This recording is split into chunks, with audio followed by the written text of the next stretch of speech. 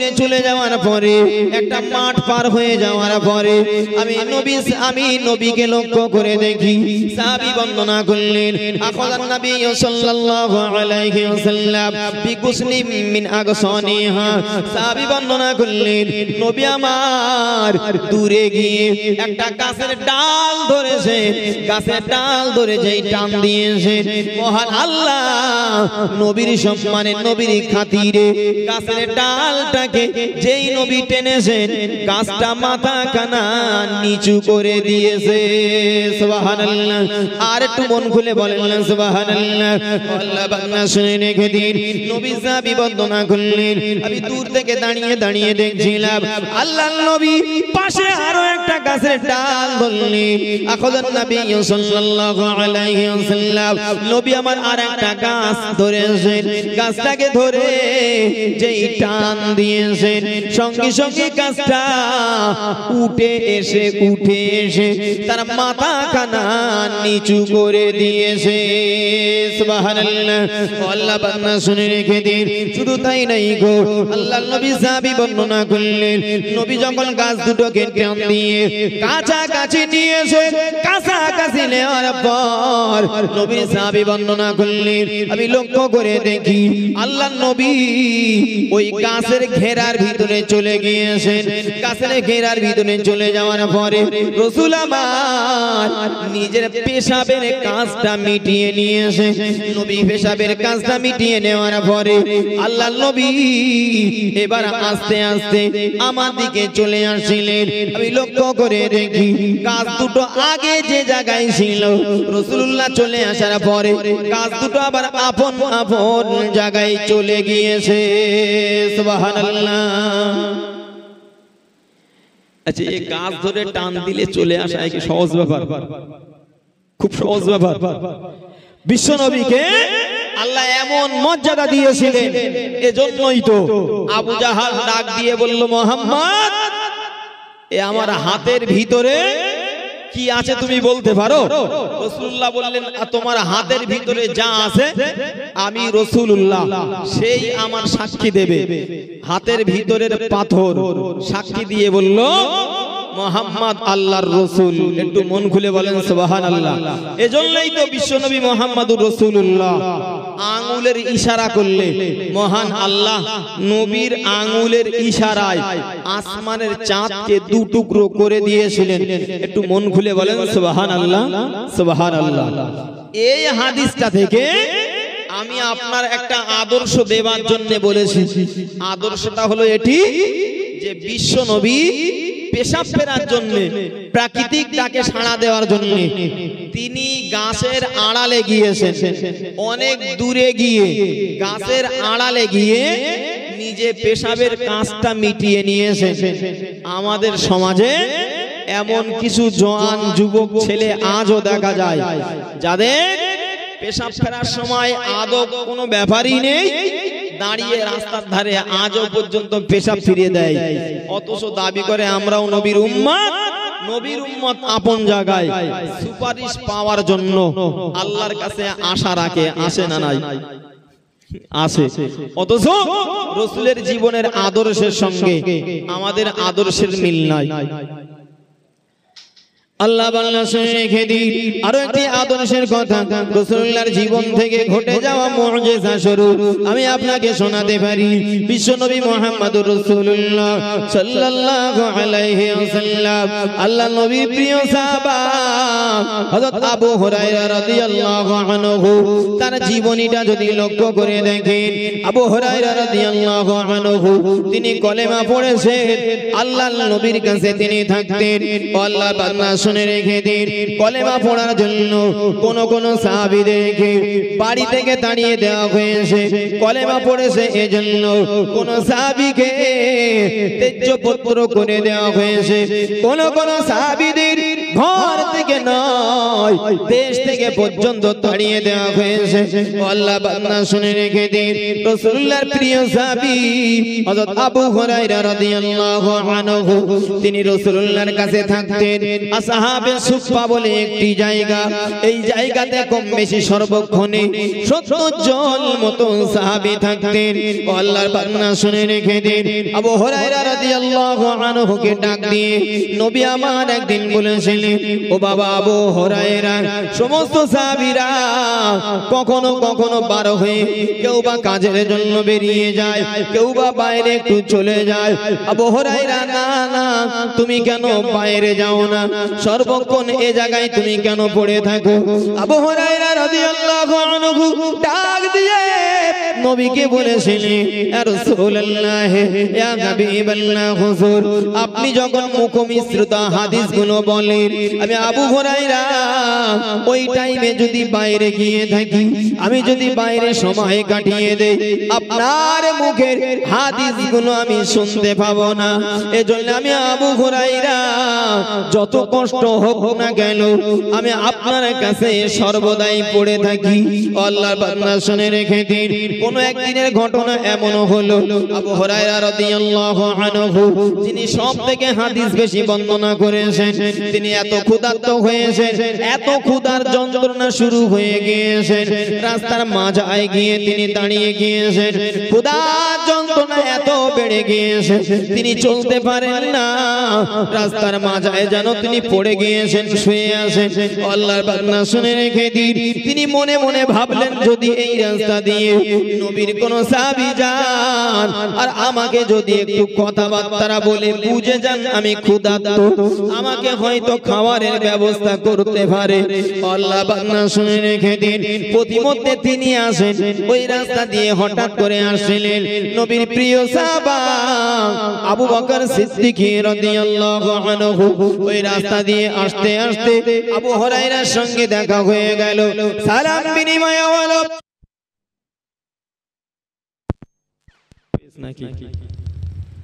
মানে কারেন্টের ডিস্টার্ব নাকি?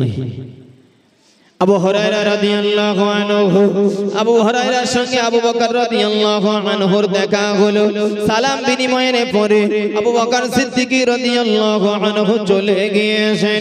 চলে যাওয়ার পরে হযরত আলী রাদিয়াল্লাহু আনহু, ওমর রাদিয়াল্লাহু আনহু একে একে ওই রাস্তা দিয়ে গিয়েছেন। সালাম হলো, কিছু কথা হলো। রাসূলুল্লাহর সাহাবীরা আবু হুরায়রার ক্ষুধার কথা জানতে পারলেন না। কিছুক্ষণ বাদে লক্ষ্য করে দেখে ওই রাস্তা দিয়ে দ্বীনের নবী মুহাম্মদুর রাসূলুল্লাহ চলে আসেন। আল্লাহ বান্দা শুনে রেখে দিন, আল্লাহর নবীর সঙ্গে আবু হুরায়রা রাদিয়াল্লাহু আনহুর সাক্ষাৎ হয়ে গেল। আবু হুরায়রা রাদিয়াল্লাহু আনহু আল্লাহর নবীর সঙ্গে কথা বলার পরে বিশ্ব নবী আমার জানতে পেরেছেন আবু হুরায়রা বড় ক্ষুধার্ত। নবী আমার ডাক দিয়ে আবু হুরায়রাকে বললেন, ও আবু হুরায়রা, বলো কি হয়েছে, বলো কি অবস্থা তোমার, বলো। আবু হুরায়রা রাদিয়াল্লাহু আনহু বললেন, ইয়া রাসূলুল্লাহ, বড় ক্ষুধার্ত শরীর আমার, ক্ষুধার যন্ত্রণা শুরু হয়ে গিয়েছে। নবী আমার আবু হুরায়রা রাদিয়াল্লাহু আনহুর দিকে তাকিয়ে একটু মুস্কি মেরে হেসে দিয়েছেন। তিনি বাড়িতে চলে গিয়েছেন। আবু হুরায়রা রাদিয়াল্লাহু আনহুকে নিয়ে বাড়িতে গিয়েছেন, ডাক দিয়েছেন বাড়িতে গিয়ে, ও বিবি, ও বিবি, বলো তোমার ঘরে কি আছে খাওয়ার মতো? আম্মা জান জবাব দিয়ে বললেন, ইয়া রাসূলুল্লাহ, ইয়া হাবিবাল্লাহ, আমার বাড়িতে তেমন কিছু নাই, তবে আপনার জন্য একজন সাহাবী এক গ্লাস দুধ হাদিয়া করে গিয়েছিলেন। এক গ্লাস দুধ আপনার জন্য রাখা আছে ইয়া রাসূলুল্লাহ। বিশ্বনবী মুহাম্মদুর রাসূলুল্লাহ সাল্লাল্লাহু আলাইহি ওয়াসাল্লাম আম্মা জানের কাছ থেকে দুধখানা নিয়ে নিয়েছেন। আবু হুরায়রা রাদিয়াল্লাহু আনহুকে ডাক দিয়ে বললেন, ও আবু হুরায়রা, যাও চলে যাও, যাও চলে যাও, তুমি এক্ষুনি গিয়ে আসহাবে সুফফা সুপার ভিতরে যে সমস্ত সাহাবী তোমার ভাইরা আছে তাদেরকে ডাক দিয়ে আমি রাসূলুল্লাহর কাছে নিয়ে চলে এসো। আবু হুরায়রা রাদিয়াল্লাহু আনহু চলে গিয়েছেন আসহাবে সুফার কাছে গিয়ে সাহাবীদের ডাক দিয়েছেন, সকলকে ডেকে নিয়ে রাসূলুল্লাহর বাড়িতে চলে এসেছেন। আল্লাহর বান্দা শুনে রেখে দিন, সমস্ত সাহাবীরা এক জায়গায় হয়ে গিয়েছেন, একত্রিত হয়ে গিয়েছেন। নবী আমার দুধের পাত্রখানা নিয়ে একজন সাহাবীর হাতে দিয়ে দিয়েছেন, সাহাবী পান করো, সাহাবী পান করো। আল্লাহর নবীর একজন সাহাবী পান করলেন, পান পাত্রখানা নিয়ে দুধের পাত্রখানা নিয়ে দ্বিতীয় একজন সাহাবীর কাছে দেয়া হলো, দ্বিতীয় সাহাবী পান করে তৃতীয় সাহাবীর কাছে দেয়া হলো। এইভাবে পাত্র দিতে দিতে পান করতে করতে একজন দুইজন নাইকো যত সাহাবী ছিলেন সকলে দুধ পান করলেন। আল্লাহর বান্দা শুনে রেখে দিন, আবু হুরায়রার কাছে পাত্র দেয়া হলো। একবার পান করার পরে পাত্রখানা যেই নেমেছেন রাসূল আমার ডাক দিয়ে বললেন, আবু হুরায়রা আবার পান করো। আবু হুরায়রা রাদিয়াল্লাহু আনহু আবার দুধ পান করা শুরু করলেন। নবী আমার ডাক দিয়ে বললেন, আবার পান করো। রাসূলুল্লাহ সাহাবী আবু হুরায়রা আবার তৃতীয় পান করলেন। আল্লাহর নবী আবার বললেন, আবার পান করো। সাহাবী ডাক দিয়ে বললেন, ইয়া রাসূলুল্লাহ, ইয়া হাবিবাল্লাহ, না না, এত দুধ পান করেছি আমার পেটের ভিতরে আর কোনো জায়গা নাই, আর আমি দুধ পান করতে পারবো না ইয়া রাসূলুল্লাহ।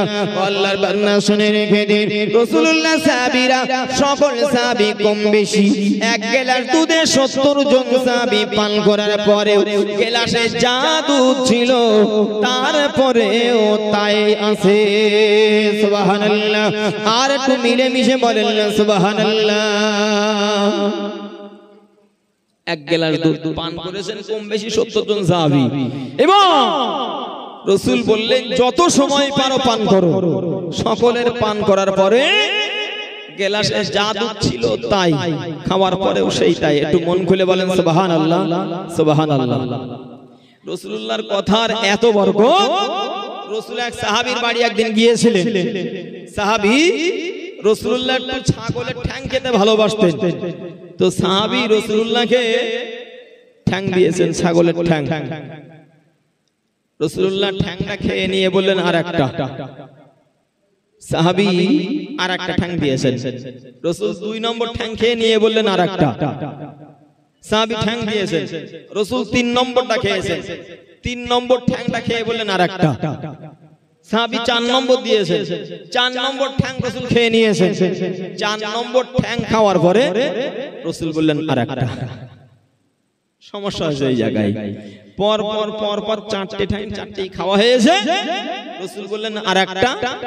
সাহাবী ডেকে এবার রাসূলকে বললেন ঠিক এই শব্দটাই, ইয়া রাসূলুল্লাহ, একটা ছাগলে কটা ঠ্যাং হয়? একটা ছাগলে কটা ঠ্যাং হয়? সাহাবী প্রশ্ন করলেন, রাসূল 3টে নাকি 4টে? এরকম কোনো জবাব দেননি। রাসূল বললেন, সাহাবী, তুমি যদি আমার প্রশ্ন না করতে, আমি বলেছি এই কথা শুনে ইলা ইয়াউমিল কিয়ামাহ, যদি আমি কিয়ামত পর্যন্ত তোমাকে বলতাম যে ছাগলের ঠ্যাং আনো, আর তুমি যদি কিয়ামত পর্যন্ত পাত্রে চলে যেতে, তাহলে কিয়ামত পর্যন্ত পাত্রে গিয়ে ছাগলের ঠ্যাং পেয়ে যেতে। একটু মন খুলে বলেন সুবহানাল্লাহ, আর একটু মিলেমিশে বলেন না সুবহানাল্লাহ। একটু তাকবীর দেন, দিন নারায়ে তাকবীর। আর একটু জোরে বলেন না নারায়ে তাকবীর, নারায়ে তাকবীর। কি বলছিলাম? রাসূলের জীবনের আদর্শের কথা বলছি। বলতে গিয়ে এই মুআজিজাটাও আমি আপনাকে শুনিয়েছি।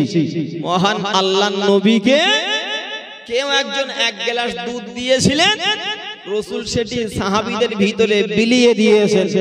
আমার আল্লাহ তাতে বরকত দিয়েছেন। একটু মন খুলে বলেন সুবহানাল্লাহ। সম্পদ আল্লাহ দিলে ধনীদের, তার ভিতরে গরিবের একটা হক থাকে না? থাকে না? থাকে না? কিছু যদি না থাকে অন্তত যাকাত ফিতরাটাও থাকে। আর আমাদের দেশের নিয়ম, যাকাত ফিতরা এমন কায়দায় দেওয়া হয় যে 20টা লুঙ্গি কিনে দিয়ে দিলাম, 30টা শাড়ি কিনে দিয়ে দিলাম, এইভাবে জাকাত দিলে হিসাব না করে 20টা শাড়ি বছরে 30টা লুঙ্গি জাকাত আদায় হবে না হবে না হবে না। প্রথম নম্বর কথা হলো আপনার অর্থ হিসাব করে জাকাত দিতে হবে। 2 নম্বর কথা হলো যে আপনি এই যে জাকাতের টাকা লুঙ্গি শাড়ি কিনছেন এই টাকাটা কি আপনার নাকি গরিবের? কার টাকা? গরিবের টাকা। তাহলে টাকা যদি আমার না হয় লোকের টাকা হয় তাহলে আমি খরচ করি কি করে? তার টাকায় সে নুন কিনবে নাকি চাল কিনবে, ডাল কিনবে নাকি আলু কিনবে সেটা তার ব্যাপার। তাহলে আমি সেই টাকায় লুঙ্গি আর শাড়ি কিনতে যাব কেন? এইভাবে জাকাত দিলে হবে না। তো মূল কথা আমি বোঝাচ্ছি, বড় লোকের অর্থে গরিবের হক থাকে। রাসূলের উম্মত আমরা, রাসূলের আদর্শ ছিল আমার আল্লাহ নবীকে অনেক ধন সম্পদ দিয়েছিলেন, রাসূল উম্মতের জন্য দিয়েছিলেন। একটু মন খুলে বলেন সুবহানাল্লাহ সুবহানাল্লাহ। আল্লাহর বান্দা শুনে রেখে দিন, আমি রাসূলুল্লাহর আদর্শের কথা বলতে গিয়ে আপনাদের আরো একটা হাদিস শুনিয়ে দেই। বিশ্বনবী মুহাম্মদুর রাসূলুল্লাহ সাল্লাল্লাহু আলাইহি ওয়াসাল্লামের জীবনে যদি দেখি, নবী আমার খন্দকের খাল খনন করেছিলেন। আল্লাহর বান্দা শুনে রেখে দিন, নবী মক্কা থেকে মদিনায় যখন চলে গিয়েছিলেন, কয়েক বছর পরে মক্কার কাফেরেরা, মক্কার মুশরিকেরা তারা তৈরি হয়ে গেল। একজন দুইজন মক্কার কাফের নাইকো 10,000 মক্কার কাফের তৈরি হয়ে গিয়েছে। তারা মদিনার উপরে আক্রমণ করবে। বিশ্বনবী মুহাম্মদুর রাসূলুল্লাহ সাল্লাল্লাহু আলাইহি ওয়াসাল্লাম নতুন করে রাষ্ট্র গঠন করা শুরু করে দিয়েছেন, ইসলামী রাষ্ট্র গঠন করা শুরু করলেন। আল্লাহর বান্দা শুনে রেখে দিন, এটি তারা মেনে নিতে পারে না। মক্কার কাফের, মক্কার মুশরিকেরা এক দুইজন 1,000 2,000 নয় গো, 10,000 কাফের তৈরি হয়ে মদিনার উপরে আক্রমণ করার সিদ্ধান্ত নিয়েছে। যে মদিনার উপরে আক্রমণ করে ধ্বংস করে শেষ করে দেব। পৃথিবীর মানচিত্রে মদিনা বলে যেন কিছু না থাকে। রাসূল সাহাবীদের ডাক দিলেন। আরো একটা শিক্ষার কথা বলি, মহান আল্লাহ কোরআন শরীফের ভিতরে বললেন, ওয়াশাবিরুহুম ফিল আমরি, যখন কোনো কাজ করতে যাও আগে আলাপ আলোচনা করে এক জায়গায় বসে ঠিক করো। সব নিজের ডিসিশনে কাজ করতে যেও না। জোরে বলেন সুবহানাল্লাহ। এটি একটি বড় উপকারী কথা, কিন্তু আমার মাথায় সব না আসতে পারে। কখনো কোনো ছোট বাচ্চার মাথায়ও কোনো বুদ্ধি থাকতে পারে, সেটি কাজে লাগানো যায় না, যায় না। সব সময় নিজে সাকসেসফুল ভাবলে হবে না। দেখেন, আমি বিশাল বড় সৈন্য আর সেনা হতে পারি, আমি শিকার করার জন্য, মারার জন্য বন্দুক ঠিক করেছি, তাক করেছি, কাউকে হরিণ মারবো মনে করেন। ছোট্ট একটা পিঁপড়ে এসে পায়ে কুটুস করে কামড় দিলে বন্দুকের টিক কিন্তু ঘুরে যায়, তখন হয় না, হয় না। এজন্যে কাজ কোনোদিন ছোট হয় না, আর শত্রু কোনোদিন দুর্বল হয় না। শত্রুই, কথাটা মনে রাখবেন। কাজ কোনোদিন ছোট না, আর শত্রু কোনোদিন দুর্বল না। যে আপনার শত্রু, সে শত্রুই, তার থেকে সাবধান থাকবেন। রাসূল বললেন, শোনো, মক্কার কাফেরেরা তারা তৈরি হয়েছে 10,000, পৃথিবীর মানচিত্র থেকে এই মদিনা মুছে দেবে। আমরা কি করতে পারি বলো, তাদের হাত থেকে যেন বাঁচতে পারি, আমাদের দেশটাকে আমরা রক্ষা করতে পারি। একজন সাহাবী, খুব বয়স্ক এক সাহাবী, নাম হলো সালমান ফারসি রাদিয়াল্লাহু আনহু।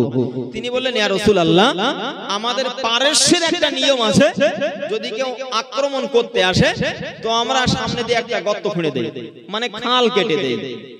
এমন খাল কাটি যে তাদের ঘোড়াগুলো যেন লাফ মেরে পার না হতে পারে, আর যেই গর্তের ভিতরে পড়ে যাবে তার ভিতরে যেন উঠতে না পারে। তাহলে তারা জব্দ হয়ে যায়, আমরা তাদের যা একটা ব্যবস্থা করতে পারি। রাসূল বললেন, এটাই ঠিক, এই ব্যবস্থা আমরা করব। মক্কা থেকে যারা আসবে তারা যেন খাল ডিঙিয়ে না আসতে পারে, আর যদি লাফ মারে তাহলে খালে পড়বে।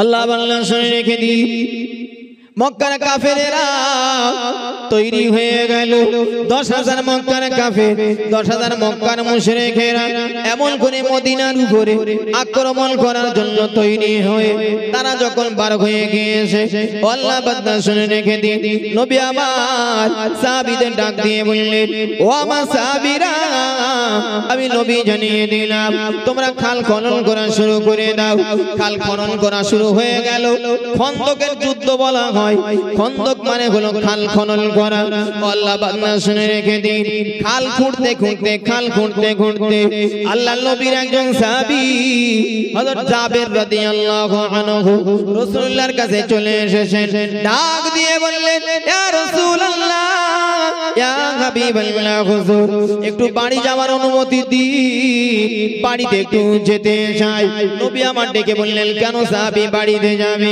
আল্লাহর নবী সাহাবী ডাক দিয়ে বললেন ইয়া রাসূলুল্লাহ ইয়া হাবিবাল্লাহ হুজুর বড় ক্ষুধা পেয়েছে ইয়া রাসূলুল্লাহ নবী জিজ্ঞাসা করলেন তুমি বড় ক্ষুধা পেয়েছো সাহাবী জাবের রাদিয়াল্লাহু আনহু নিজের পেটে থেকে জামাখানা সরিয়ে দিয়েছেন আল্লাহর নবী লক্ষ্য করে দেখেন হযরত জাবের রাদিয়াল্লাহু আনহু পেটের ভিতরে একটা পাথর বাঁধা আছে আল্লাহ বান্দা শুনে রেখে দিন নবী জাবের পেটে পাথর বাঁধা আছে আল্লাহর নবী জাবের পাথর দেখে নিজে এবার সঙ্গে সঙ্গে নিজের জামাখানা সরিয়েছেন হযরত জাবের রাদিয়াল্লাহু আনহু লক্ষ্য করে দেখেন হাজরাতাইন আল্লাহর নবীর পেটে দুইখানা পাথর বাঁধা আছে এত ক্ষুধার্ত নবী আমার পেটের ভিতরে দুইটি পাথর বেঁধে সাহাবীদের সঙ্গে কাজ করেছিলেন সাহাবীদের সঙ্গে মাটি কাটা কাজ করেছিলেন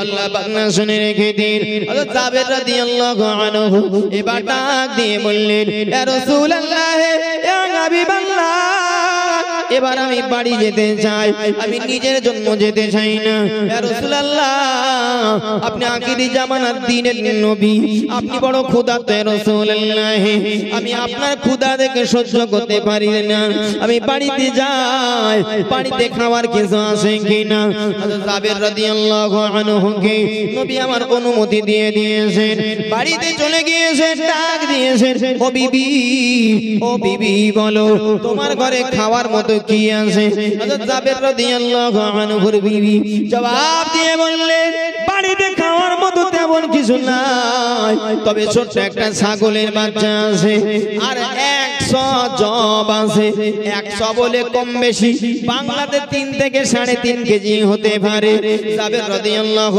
আনহু ডাক দিয়ে বললেন দিনের নবী আমার বড় ক্ষুধার্ত নবী আমার বড় ক্ষুধার্ত শরীর নিয়ে কাজ করে ছাগলখানা দাও ছাগলখানা আমি জবাই করে দেই আর তুমি জবগুলো পেশাই করা শুরু করে দাও আল্লাহর বান্দা শুনে রেখে দিন ছাগলখানা জবাই করে দিয়েছেন জবগুলো বিবিকে পেশাই করতে বললেন ডাক দিয়ে বললেন ওগো বিবি তুমি শুনে রেখে দাও আমি রাসূলুল্লাহর কাছে চলে যাই আল্লাহর নবীকে দাওয়াত দিয়ে চলে আসি আল্লাহ বান্দা শুনে রেখে দিন আল্লাহর নবী সাহাবীকে লক্ষ্য করে তথা জাবের রাদিয়াল্লাহু আনহুর বিবি বললেন আপনি নবীকে দাওয়াত দেবেন আমাদের বাড়িতে আল্লাহর নবীকে সংবাদ দিয়ে দেবেন আর সঙ্গে এই কথাটাও নবীর কানে কানে বলে দেবেন যদি রাসূলুল্লাহ দুই একজন সাহাবী নিয়ে আসতে চান কোনো সমস্যা হবে না কারণ আমাদের বাড়িতে ছাগলের বাচ্চা জবাই করা হয়েছে 3 থেকে 3.5 কেজি জবের রুটি তৈরি করা হবে না না কোনো সমস্যা নাই রাসূলুল্লাহকে বলবেন ইয়া রাসূলুল্লাহ আপনি সহ 2-4 জন সাহাবীদের নিয়ে যাবেন আল্লাহ বান্দা শুনে রেখে দিন জাবের রাদিয়াল্লাহু আনহুর বিবির কাছ থেকে কথা শুনে নবীর প্রিয় সাহাবী জাবের রাদিয়াল্লাহু আনহু আল্লাহর নবীর দরবারে চলে গিয়েছেন আল্লাহর নবীর দরবারে গিয়ে আল্লাহর নবীকে ডাক দিলেন ইয়া রাসূলুল্লাহ ইয়া হাবিবাল্লাহ বড় ক্ষুধার্ত শরীর আপনার আপনি বড় কষ্ট পান আমার বাড়িতে আপনাকে দাও একটা ছাগল ছিল জবাই করে দিয়েছি 100 জব ছিল আমি গম থেকে আমি সেগুলো পেশাই করে আটা করতে বলেছি ইয়া রাসূলুল্লাহ আরো বড় কথা হলো আপনি যেমন যাবেন একা যেতে হবে না সঙ্গে 2-4 জন সাহাবীকে নিয়ে যাবেন, খাওয়ার কোনো সমস্যা হবে না রাসূলুল্লাহ। আল্লাহর বান্দা শুনে রেখে দিন, জাবের রাদিয়াল্লাহু আনহু আল্লাহর নবীকে বলার পরে আবার অনুমতি চাইলেন, ইয়া রাসূলুল্লাহ, ইয়া হাবিবাল্লাহ, আপনি আমার আর একটাবার অনুমতি দেন, আমি একটু বাড়িতে চলে যাই, বাড়িতে গিয়ে বিবির কাছে একটু হেল্প করি, ছাগল জবাই করে দিয়েছে একটু কাজে সাহায্য করি। নবী আমার ডাক দিয়ে বললেন, যাও, ও যাবে, তুমি বাড়িতে চলে যাও। যেই বাড়ির দিকে হাঁটা শুরু করলেন, নবী আমার সঙ্গে সঙ্গে খন্দকে যত সাহাবী খাল খনন করেছিলেন সমস্ত সাহাবীদের ডাক দিয়ে নবী আমার বললেন, ও সাহাবীরা, ও সাহাবীরা শুনে রেখে দাও, আমি নবী তোমাদেরকে জানিয়ে দিলাম সমস্ত সাহাবীদের আজ জাবেরের বাড়িতে দাও। সুবহানাল্লাহ। আর একটু মিলে মিশে বলেন সুবহানাল্লাহ, আর একটু মন খুলে সবাই বলেন না সুবহানাল্লাহ।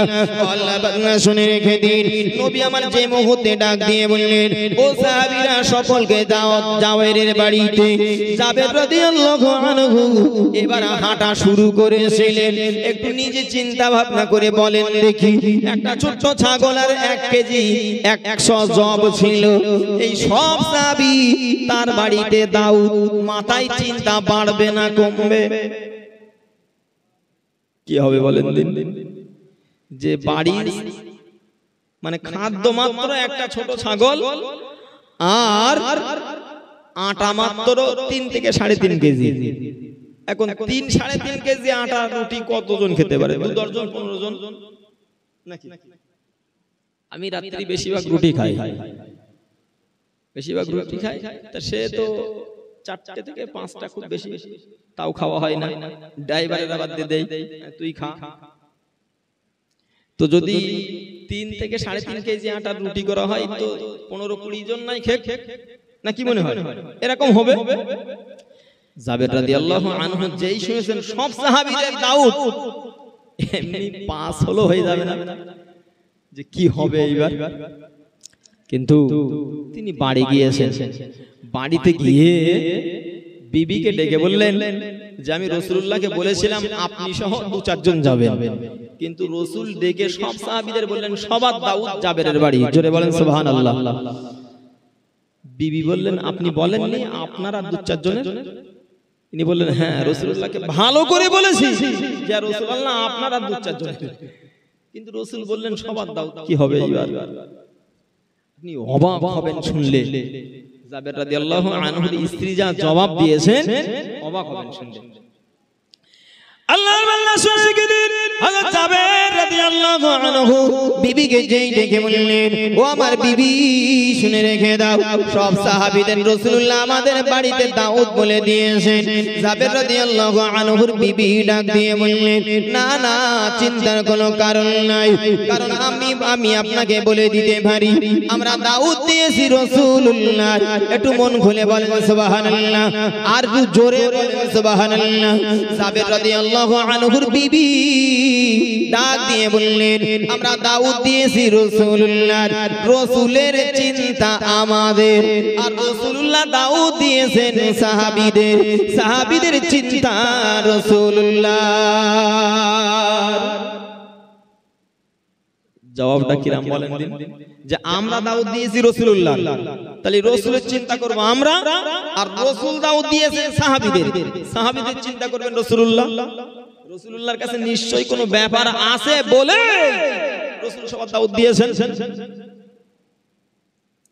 আল্লাহর বান্দা শুনে গেলেন, জাবের রাদিয়াল্লাহু আনহু বাড়িতে আসেন, বিবির কাছে সাহায্য করছেন। কিছুক্ষণ বাদে লক্ষ্য করে দেখেন দিনের নবী মুহাম্মদুর রাসূলুল্লাহ সাল্লাল্লাহু আলাইহি ওয়াসাল্লাম খন্দকের খাল খনন করা সাহাবীদের নিয়ে জাবের রাদিয়াল্লাহু আনহুর বাড়িতে পৌঁছে গিয়েছেন। সাহাবীদের ঘরের বাইরে দাঁড় করিয়ে দিয়েছেন। নবী আমার হযরত জাবের রাদিয়াল্লাহু আনহুকে ডাক দিয়েছেন, ও বাবা জাবের শোনো, ও বাবা জাবের তুমি শোনো, গোশের পাত্রখানা আমার কাছে নিয়ে এসো, তোমার রুটির পাত্রখানা নিয়ে এসো, খামিরের পাত্রখানা আমার কাছে দাও, আর কিছু মেয়েদের খবর দাও যারা রুটি বানাতে পারে। কিছু মেয়েদের খবর দেওয়া হলো। আল্লাহর নবী নিজের গালের ভিতর থেকে একটু লালা নিয়ে, নিজের গালের লালা নিয়ে গোশের পাত্রে একটু দিয়ে দিয়েছেন, এই খামিরের পাত্রে একটু দিয়ে মিশিয়ে দিয়েছেন। আল্লাহর কাছে দোয়া করলেন, আল্লাহ এই খাবারে আপনি বরকত নসিবে করুন। নবী আমার ডাক দিয়ে বললেন, ওগো জাবের শুনে রেখে দাও, এই ঢাকনাখানা ঢেকে দাও, পাত্রগুলো ঢাকনা দিয়ে ঢেকে দাও। আর গোশ বাহির করতে গেলে যতটা পরিমাণ আলগা করতে হয় ততটা পরিমাণ আলগা করবে, ততটা পরিমাণ আলগা করে তার ভিতরে হাত চালিয়ে দিয়ে গোশ বাহির করবে। রুটির পাত্রে ওই রকম করবে, ঢেকে রেখে দাও। যতটা পরিমাণ আলগা করলে হাত ঢুকালে রুটি বাহির করা যায়, ততটা পরিমাণ তুমি আলগা করে রেখে দাও। আল্লাহর বান্দা শুনে রেখে দিন।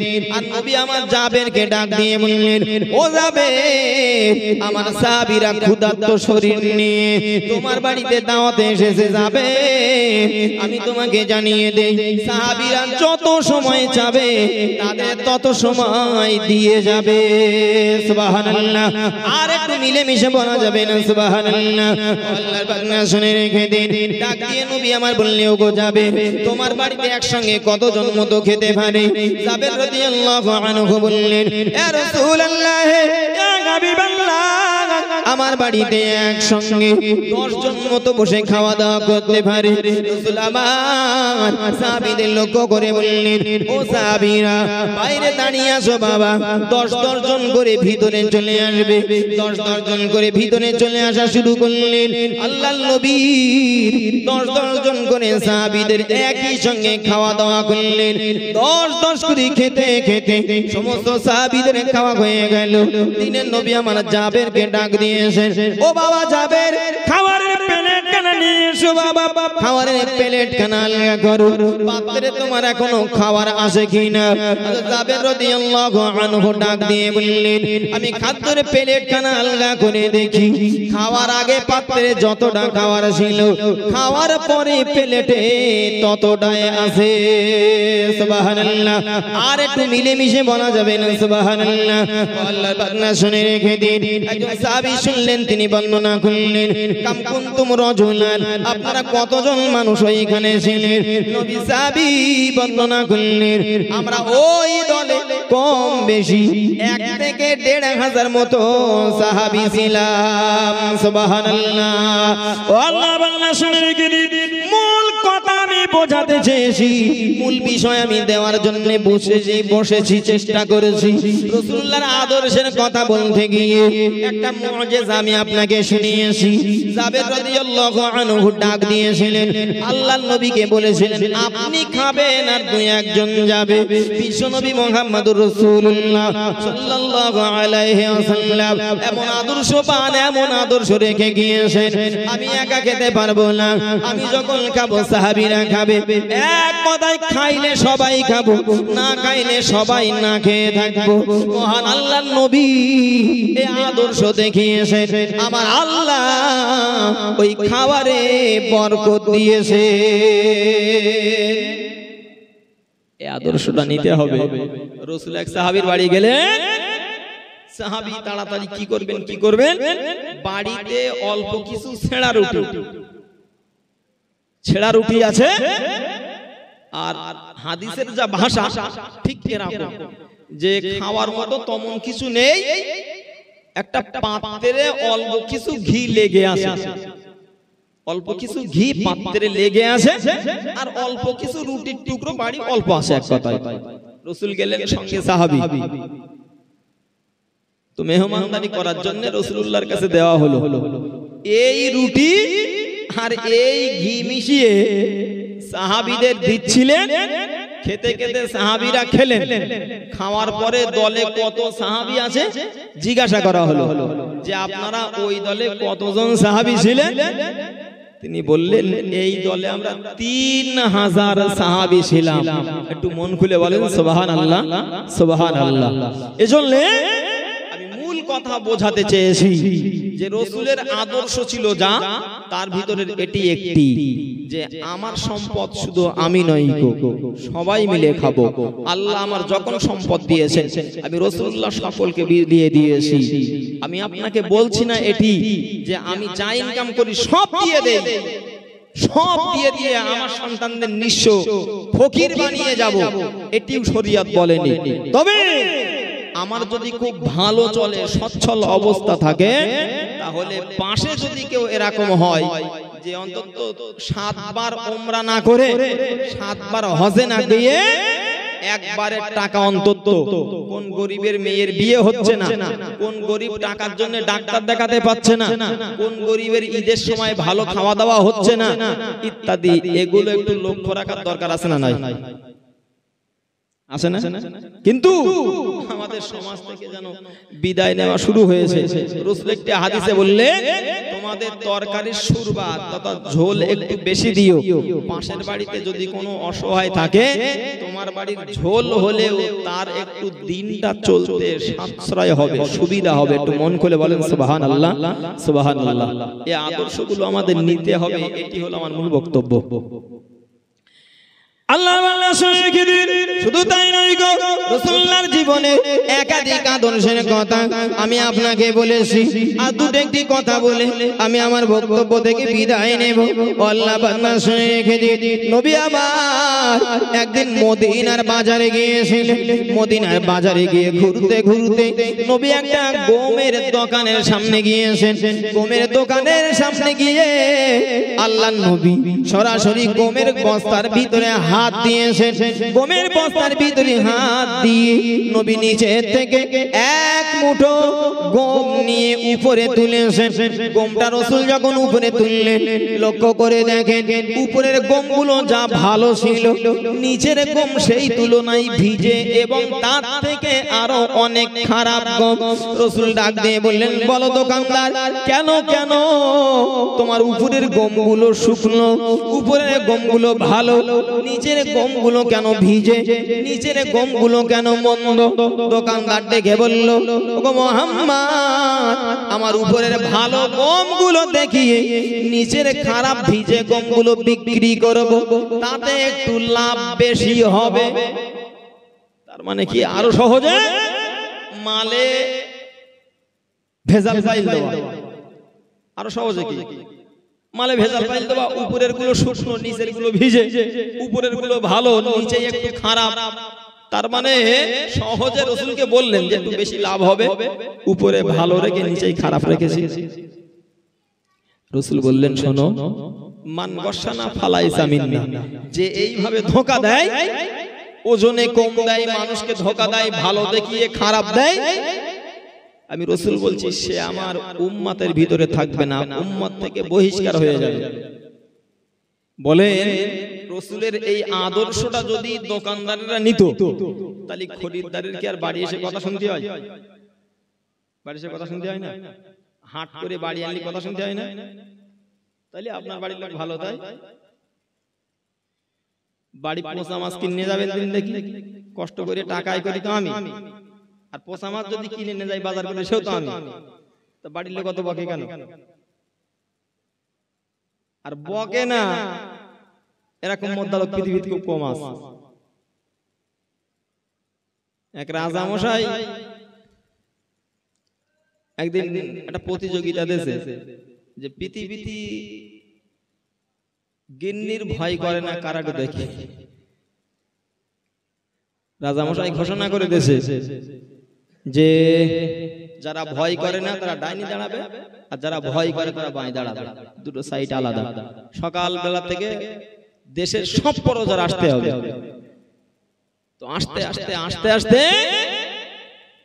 এই ভয় করে যারা সকাল থেকে ওই লাইনে দাঁড়ানো শুরু, একেবারে শেষ টাইমে প্রজার কেউ নেই, মানে ভোট প্রায় শেষ পর্যায়ে এসে দেখে এক হালকা পাতলা মতো, একদম বোঝে না সোজে না, দেখে বোঝা যাচ্ছে এসে বাঁয়ে দাঁড়িয়ে আছে। রাজামশাই খুব আনন্দ করছে যে তাহলে আমার দেশে অন্তত একজন আছে যে গিন্নির ভয় করে না। মন্ত্রীরা বললেন একটু কাছে ডাকেন, ডেকে জিজ্ঞাসা করেন ও ওই সাইডে দাঁড়িয়েছে কেন। রাজামশাই খুব ফুলের তোড়া টোড়া নিয়ে হাজির, যে তুমি তাহলে গিন্নির ভয় করো না, এই জন্য এই সাইডে দাঁড়িয়েছো। বলে রাজামশাই ভয়টা ওসব আমি বুঝি না, আসার সময় গিন্নি আমার কানটা ধরে বলে দিয়েছে সবাই যে সাইডে দাঁড়াবে তুমি তার উল্টো দাঁড়াবা। আমি কি আর এই সাইডে দাঁড়াই? ওর ভয়তে তো দাঁড়িয়েছি। মন্ত্রীরা ডেকে বললেন, আচ্ছা রাজামশাই আপনি এ করতে গেলেন কেন? এই আপনার রাজ্যে আপনার দেশে কেউ যে গিন্নির ভয় না করে থাকে সে তো আর কেউ নেই, আপনি এ করতে গেলেন কেন? তো রাজামশাই ডেকে বলল, গিন্নির ভয়ে আমি কথা বলতে পারি না, তা আমি গিন্নির ডেকে বললাম যে আমি একটা দেশের রাজা আর আমি তোমার ভয়ে চলবো, এটা কিরকম লাগে? আমার প্রজারা শুনলি বলবে কি? তো গিন্নি আমার ডেকে বলল, তুমি খোঁজ নিয়ে দেখো সারা দেশের সবাই গিন্নির ভয় করে। কি করে বুঝবো? বলে একটা প্রতিযোগিতা দিয়ে দেখো। আমি কি আর এই প্রতিযোগিতা দেই? গিন্নির ভয়ে এই প্রতিযোগিতা দিতে হয়েছে আমার। তো মূল কথা হলো ও জায়গায় যে ভয় করে না সেরকম লোক কম আছে। আমার টাকার আমি বাজার করে বাড়ি নিয়ে যাব আর রাশ করবে ওই তুই এ কিনতে গেলে কেন? এরকম যে কি পজিশনে মাছটা পৌঁছেছে জীবনে খোঁজ নেবে না। বলো, মনে করেন আমি বাজার থেকে তেলাপুই মাছ কিনেছি 1 কেজি, নিয়ে আসতে সাইকেলের চাকা লিক হয়ে গেছে, হয় না? হয় না এরকম? হয়। অথবা মোটরসাইকেলের কোনো সমস্যা হয়, লিক নাই, তেল ফুরিয়ে গেছে। এখন এমন জায়গায় লিক অথবা তেল ফুরিয়েছে, এত কষ্ট করে ঠেলে গেলাম দোকানে গিয়ে দেখি সে দোকানদার বন্ধ করে দিয়েছে। তার কাছে ফোন করলাম, হাতে পাই ধরে কোন রকম খুললো, আবার বললো এখন যাব, রাত হয়ে গেছে, টাকা একটু বেশি দিতে হবে। তাহলে ঠেলে নিয়ে আসলাম, সে একটা কষ্ট, ফোন করে নিয়ে আসলাম, আমার কষ্টের টাকা তার একটু বেশি দিলাম, দিতে গিয়ে সময় গেছে, মাছটা একটু গেছে বুঝে। হয় আবার বাড়ি এসে পার গরম, এইরকম মাছ কেউ না আসে। যদি একটু বুঝতো তাহলে অন্তত এই সমস্যাটা হতো না। আল্লাহ বান্দা শুনে রেখে দিন, আমি মূল কথা আপনাকে বোঝাইতে চেয়েছি। শুরু থেকে একটি বিষয় রাসূলুল্লাহর আদর্শের কথা আমি বলছিলাম। আল্লাহ বান্দা শুনে রেখে দিন, মা বোনদের কাছে আমি এতটুকু দাবি করি না, বাড়ি আসলে পারে আপনি গরম দিতে পারবেন না, বাড়ি আসলে পারে আপনি কৈফিয়ত নিতে পারবেন না, বাড়ি আসলে পারে আপনি হিসাব নিতে পারবেন না। নবী আমার শিখিয়ে দিয়েছে, হে দুনিয়ার মানুষ, আমি রাসূলুল্লাহ জানিয়ে দিলাম, যখন তোমরা বাইরে থেকে বাড়িতে যখন চলে যাবে, ও দুনিয়ার পুরুষেরা, আমি নবী জানিয়ে দিলাম, বাড়িতে গিয়ে সর্বপ্রথম তোমার কথা হবে আগে বাড়ির মানুষের সালাম দেবে। সুবহানাল্লাহ। আর একটু মিলেমিশে বলেন না সুবহানাল্লাহ।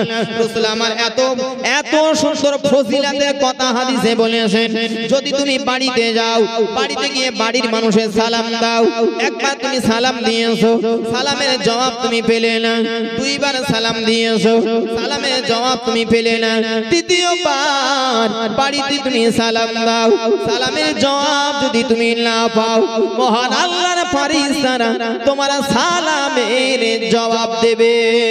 সুবহানাল্লাহ। আল্লাহ বান্দা শুনে রেখে দিন, আজ মজলিস থেকে শিখে যান, অন্তত বাড়িতে গিয়ে আজ থেকেই সালাম দেবেন। পারা যাবে না? যাবে না? বাড়ি থেকে সালাম দেওয়া যাবে? সালাম দেন কে কে? বাড়িকে একটু হাত দেন, তোলেন দেখি, যাই বাড়িকে সালাম দেই। আমরা যেরকম বাড়িকে ডাকি, ওরা ওইরকম রাশ করে, সকিনা বলে এইবার বাড়ি এই দেখো কোনে ছিল না, একটু ভালো ছিল। আমি আপনাকে কথা দিচ্ছি, বাড়ি গিয়ে সালাম দেবেন, ও কোনো গরম দিতে পারবে না, অন্তত যদি এইটা জানা থাকে যে সালামের উত্তর দেওয়া কিন্তু ওয়াজিব। আপনি আরো শুনেন হাদিসটা, ও আগে রাশ করা বাদে উত্তরটা দিতে হবে। পরের কথা শোনাই। আল্লাহ বান্দা শুনে কি দিন, নবী আমার জানিয়েছেন, হে দুনিয়ার পুরুষেরা, বাড়িতে গিয়ে সালাম দাও, বাড়িতে গিয়ে সালাম দেওয়ার পরে স্বামী আর স্ত্রীতে একে অপরে হাতে হাত দিয়ে মুসাফা করো। নবী আমার জানিয়েছেন, যখন দুটি হাতের মিলন হয়, দুটি হাতে যখন মুসাফা করা হয়, আমার আল্লাহ দুইজনের হাতের ছোট গোনাগুলো ক্ষমা করে দেন। সুবহানাল্লাহ। আল্লাহ বান্দা শুনে রেখে দিন, আরো মজার কথা হলো, নবী আমার জানিয়ে জানিয়েছেন, তিরমিজি শরীফের হাদিসের ভিতরে আছে, নবী আমার জানিয়েছেন কোন স্বামী যখন বাইরে থেকে কাজ করে বাড়িতে এসে ফেরে, বাড়িতে ফেরার পরে সালাম বিনিময় হয়ে গেল, স্বামী স্ত্রীতে দেখা হয়ে গেল, এবার যদি ওই স্ত্রীটা স্বামীর খুশি করার জন্য, স্বামীকে রাজি করার জন্য যদি স্ত্রীটা একটু মুস্কি মুস্কি হাসি দেয়, নবী আমার বললেন ওই স্ত্রীর যদি দাঁত সেই স্বামী দেখতে পান, নবী বললেন একটি দাঁত, দুইটি দাঁত, তিনটি, চারটি, পাঁচটি, 6 নম্বর পর্যন্ত দাঁতের কথা নবী আমার বললেন, যদি ওই স্ত্রী খুশি করার জন্য হাসে আর তার স্বামী যদি 6 নম্বর পর্যন্ত দাঁত দেখতে পান, নবী আমার জানিয়েছেন ওই স্ত্রীর নামা আমলে মহান আল্লাহ 6টি নফল হজের সওয়াব লিখে দেন। আর একটু মিলে মিশে বলেন সুবহানাল্লাহ। আল্লাহর বান্দা শুনে রেখে দিন, নবী আমার হাদিস শরীফের ভিতরে জানিয়েছেন কোন বিবি যদি তার স্বামীকে খুশি করার জন্য, আদর সেবা করার জন্য মাথায় একবার হাত বুলিয়ে দেয়, আমার আল্লাহ ওই বিবির হাতের তালুতে যতগুলো চুল লেগে যায়, আমার আল্লাহ ওই বিবির নামা আমলে ততগুলো নেকি লিখে দেন। সুবহানাল্লাহ। আল্লাহর বান্দা শুনে রেখে দিন, নবী আমার বাইরে থেকে যখন বাড়িতে চলে যেতেন, বিবিদেরকে সালাম দিয়ে দিতেন, সালাম বিনিময় হয়ে যেত, আল্লাহর নবী বিবিদের সঙ্গে মুসাহা করতেন। এক কথায় আমি আপনাকে বোঝাইতে চেয়েছি, আজ থেকে এই আদর্শটা আমরা নিতে পারি কিনা। বাড়িতে যাবেন রাত্রিতেই, আজ রাত্রিতেই বাড়িতে গিয়ে বিবিদের সালাম দেব, পারি না পারা যাবে? লজ্জা লাগে। হুজুর দেখলে সালাম দেওয়া যায়, ইমাম সাহেব দেখলে সালাম দেওয়া যায়, সালাম মানে তো শান্তি, তো শান্তি তো চাই সবার আগে নিজের লোকের দেই, তা বাড়ির লোকের থেকে কি অন্য লোকের বেশি আপন মনে করে কেউ? তা তো না, কিন্তু সালাম দেয় না কেন? দেয় না তার কারণ একটাই, লজ্জা লাগে, আর কিচ্ছু না। এই না দে সালাম দিতে লজ্জা লাগে। এই সুন্নাত আদায় করবেন, তাতে আল্লাহর রহমত বর্ষণ হবে। এই জায়গায় লজ্জা করলে হবে? যতবার সালাম নেবেন, নবী বললেন আগে সালাম দিলি 90টা নেকি, জোরে বলেন সুবহানাল্লাহ, পরে উত্তর দিলি 10টা নেকি। আপনি প্রতিযোগিতা করুন না, এতে তো টাকা খরচ হচ্ছে না, এমনি কিছু বলেও তো ডাকতে হবে, এমনি একটা কিছু বললেও তো তার সাড়া দিতে হবে। বাড়ি গিয়ে আগে সালাম দেন, আর আজকে বাড়ি দিয়ে সালাম দেন, দেখবেন বাড়ির লোক বলবে আজকে ওয়াজ শুনে ফেরেশতা হয়ে এসেছে। চেষ্টা করেন, পারা যাবে ইনশাআল্লাহ। আজ থেকে নিয়ত করে নেন না, কি হবে? আপনি সালাম দিলে আপনার কি জরিমানা করবে নাকি মারবে? কোনো সমস্যা নেই, যার সঙ্গে দেখা হবে ওকে সালাম দেবে। আল্লাহ বাংলা বক্তৃতা থেকে আমি বিদায় নিতে যাব, আমি ওই কথাটা বলছিলাম, বিশ্বনবী মুহাম্মদুর রাসূলুল্লাহ সাল্লাল্লাহু আলাইহি ওয়াসাল্লাম মদিনার বাজারে গিয়ে গমের ব্যবসায়ীর গমে যখন ধোঁকা দেখেছেন, গম ব্যবসায়ীকে লক্ষ্য করে নবী আমার বললেন, মান গশানা ফালাইসা মিন্না, যারা ধোঁকা দেবে তারা আমার উম্মত থাকবে না, উম্মত থেকে বহিষ্কার হয়ে যাবে। আল্লাহ বাংলা শুনে রেখে দিন, হাসরের ময়দান এত কঠিন ময়দান হবে, সেদিন নবী আমার দেখে দেখে উম্মতদের সুপারিশ করবেন। আমি যদি ধোঁকাবাজ হই, আমি যদি চিটিংবাজি করি, তাহলে নবীর উম্মত যদি না থাকি, নবীর সুপারিশ আমার নসিবে কেমন করে হবে? আমার সম্পদ লোকের দেবো কি? লোকের সম্পদ ফাঁকি মারতে তাই কম করি নে, লোকের সম্পদ ফাঁকি মারতে তাই কম করি নে। এক দুধওয়ালা চাষার ভাইপো ডেকে বলতে, চাষা দুধের দাম বড্ড বেশি হয়ে যাচ্ছে না, একটু কম নিলে ভালো হতো। বলতে খোকা আর কম নেওয়া যাবে না, দুধি পানি টানি দাও না তো। বলে না খোকা, এরম কাজ আমি করি, দুধি পানি দেই। বলতে তো পানি না দাও খুব ভালো হয়েছে, দুধের দাম একটু কম নিতেই হবে। চাষা এবার তাড়াতাড়ি ডেকে বলল, খোকা এইবার যদি দাম কম নেই, দুধের কালার থাকবে না, এইবার যদি কম নিতে হয় ওতে আর কালার থাকবে না, পুরো পানি হয়ে যাবে। আমাদের অবস্থা হয়েছে ঠিক এরকম, যার জন্য নবী আমার আদর্শ রেখে গিয়েছেন। কত কথা বলবো, সময় আর আমার কাছে নেই, আর কি শেষ করতে চাচ্ছি। রাসূল তায়েফের জমিনে গিয়েছেন। আচ্ছা, তায়েফের মানুষের রাসূল ভালো করতে গিয়েছেন না খারাপ করতে গিয়েছেন? যারা চুপ করে আছে মনে আছে জানো কি একটু কথা বলেন, নাকি বাংলাদেশের মতন ওই রকম বলবো? আমার মনে হয় মাঝে মাঝে বাংলাদেশের মতন করি। আমার জীবনে কয়েকবার সুযোগ হয়েছে বাংলাদেশে ওয়াজ করার জন্য, আমি যাব না বাবা। ওই যে স্টেজের সামনে গিয়ে জুতো কোপা রেডি, আমিও কাজ করতে পারবো না। এমনি আছি, ভালো আছি। তো কি বলছিলাম, রাসূল গিয়েছেন তায়েফের জমিনে। তায়েফের মানুষের ভালো না খারাপ করার জন্য বলেন? ভালোর জন্য। তায়েফের মানুষ মানলো কেন? বিষয়টা কি রকম বলেন দিন? এই ডাব আপনারা কি বলেন? ডাবের ডাবই বলেন তো? ওটা ডাব তো, ডাব ডাব না ডাব। রাস্তার ধারে এক ডাবওয়ালা যাচ্ছে, আর এক ভদ্রলোক মোটামুটি রাস্তা দিয়ে যেতে গিয়ে একটা ডাব কিনে খেয়েছে। খাওয়ার পরে এই ছোবড়াটা ফেলে দেয়, আর ওর ভিতরে তো একটু শ্বাস টাস থাকে। তো এক পাগল এই ছোবড়াটা কুড়িয়ে নিয়েছে। পাগল ছোবড়াটা কুড়িয়ে নেওয়ার পরে এর ভিতরে আঙুল দিয়ে মোটামুটি রসে এই শ্বাস বের করে খাচ্ছে। আর ভদ্রলোকটা দেখে চিন্তা করছে, তাই তো গরিব মানুষ, পাগল মানুষ, ও পয়সা নেই বলে আজকে এরকম কষ্ট ওর খাওয়া হচ্ছে না ইত্যাদি। ডাবওয়ালাটা থাকলে একটা কিনে দিতাম। তো দাঁড়িয়ে একবার ওই পাগলের দিকে দেখে, মনে কষ্ট লাগে, আর একবার রাস্তার দিকে দেখে ডাবল আসে কিনা। তো বারবার পাগলের দিকে দেখছে বলে এবার পাগলটা কি বলছে জানেন? এবার একটু ভালো করে শুনবেন। পাগলটার দিকে বারবার দেখছে বলে পাগলটা ডেকে বলছে, বারবার দেখতিস কি, একটা কিনে খানা। বুঝেছেন? বলা যায়নি। পাগল এই লোকের ফেলে দেওয়া ছোবড়া থেকে শ্বাস কুড়িয়ে খাচ্ছে, আর এই মানুষটাই ভাবছে, ইস এর টাকা নেই বলে খাওয়া হচ্ছে না। তো একবার রাস্তার দিক দেখে, একবার পাগলের দিক দেখে, দেখে মনে একটা কষ্ট। আর পাগল ই দেখে বলছে, এই দেখতিস কি, একটা কিনে খা। হায় রে হায়, যার জন্য আমি চুরি করি সেই বলে। তো তায়েফের মানুষের হয়েছে তাই, যাদের ভালো করতে গেল তারাই রাসূলুল্লাহকে মারলো, পাথর ছুঁড়ে, কাঁকর ছুঁড়ে। রাসূলুল্লাহ বললেন, আমি সবাইকে ক্ষমা করে দিলাম। জোরে বলেন সুবহানাল্লাহ। এটি হলো রাসূলুল্লাহর আদর্শ। আল্লাহ বাংলা শেখে দি শেষ কথা আমি আপনাকে শোনাই। বিশ্বনবী মুহাম্মদুর রাসূলুল্লাহ সাল্লাল্লাহু আলাইহি ওয়াসাল্লামের জীবনের আদর্শের অনেক কথা আমি আপনাকে শুনিয়েছি। এবার শেষ পর্যায়ে গিয়ে আপনার কাছে শুধু একটি দাবি আমি রেখে যাই, নবীর জীবনের আদর্শগুলো আমাদেরকে কাজে লাগাতে হবে। রাসূলুল্লাহর আদর্শ মতো আমাদেরকে চলতে হবে।